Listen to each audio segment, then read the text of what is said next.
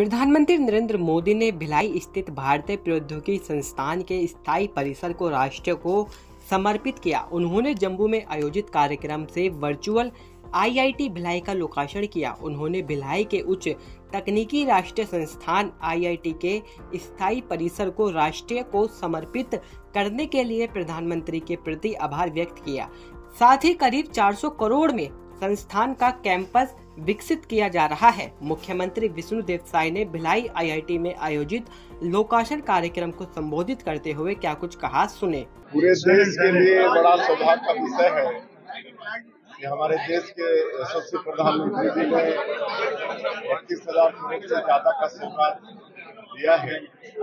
इसमें हमारा छत्तीसगढ़ भी सौभाग्यशाली है कि आज उन्होंने आईआईटी भिलाई को राष्ट्र को समर्पित किया है। तो इसके लिए पूरा छत्तीसगढ़ उनका बहुत आभारी है।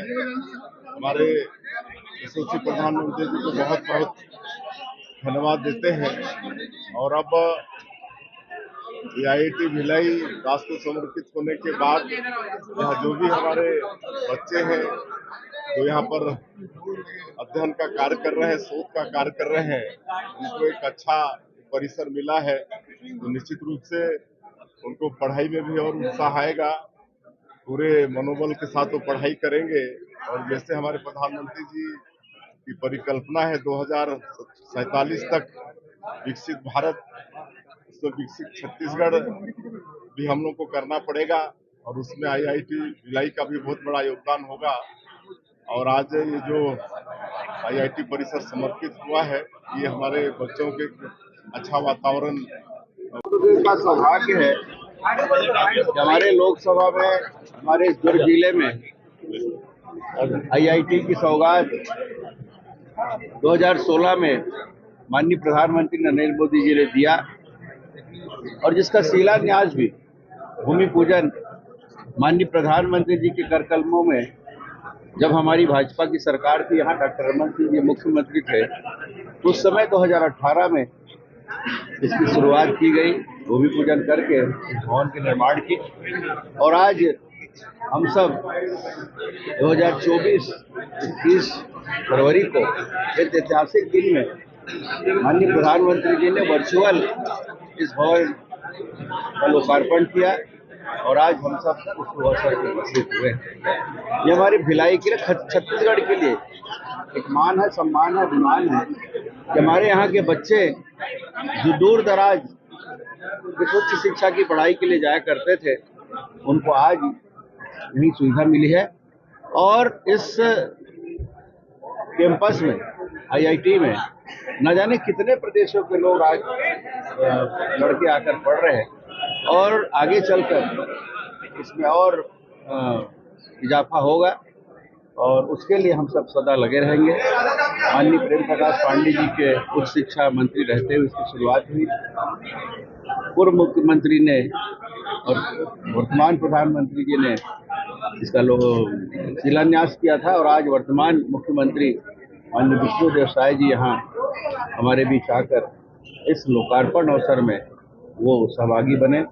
उसके लिए हम माननीय मुख्यमंत्री जी का स्वागत। कांग्रेस के जो प्रदेश अध्यक्ष दीपक बैज, उनका आरोप है, उन्होंने ये आरोप लगाया है कि भाजपा के जो प्रदेश प्रभारी ओम माथुर की तरफ से प्रलोभन दिया जा रहा है कि कांग्रेस भाजपा ज्वाइन करें। कोई हमको किसी लाने की जरूरत नहीं है।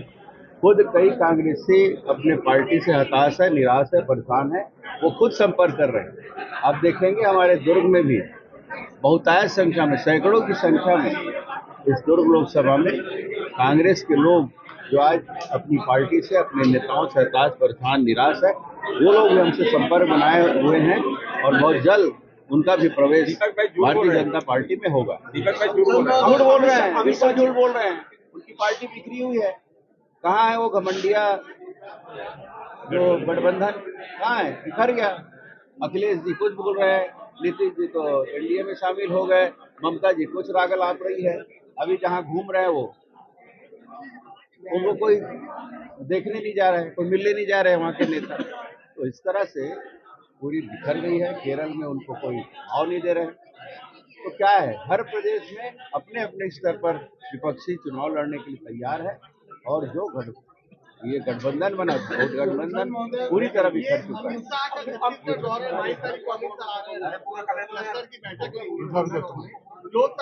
देखिए, चुनावी तैयारी, चुनावी शंखनाद हमारी भारतीय जनता पार्टी सतत लगे रहती है। तो चुनाव के समय हम सक्रिय नहीं होते।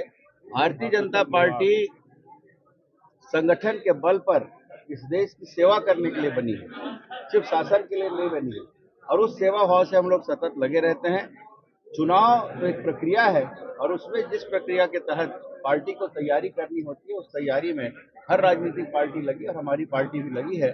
हम लोग लोकसभा के कार्यालय भी खोल दिए और अब हमारे नेतागण आ रहे हैं, तो निश्चित रूप से हमें ताकत मिलेगा, हिम्मत मिलेगा और 11 की 11 लोकसभा सीट हम भारतीय जनता पार्टी की झोली में डालेंगे।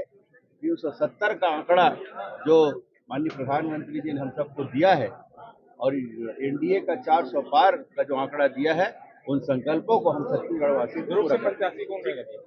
देखिए, प्रत्याशी तो कमल छाप रहेगा, भले कोई नाम आ जाए, जिसका नाम आएगा उसकी किस्मत में होगी, नाम आ जाएगा। केंद्रीय नेतृत्व तय करेगी कौन चुनाव लड़ेगा और किसको यहाँ पे प्रत्याशी बनाएगा। छत्तीसगढ़ से हमारे संवाददाता अभिषेक सावर की रिपोर्ट। देखते रहिए जनहित टाइम्स।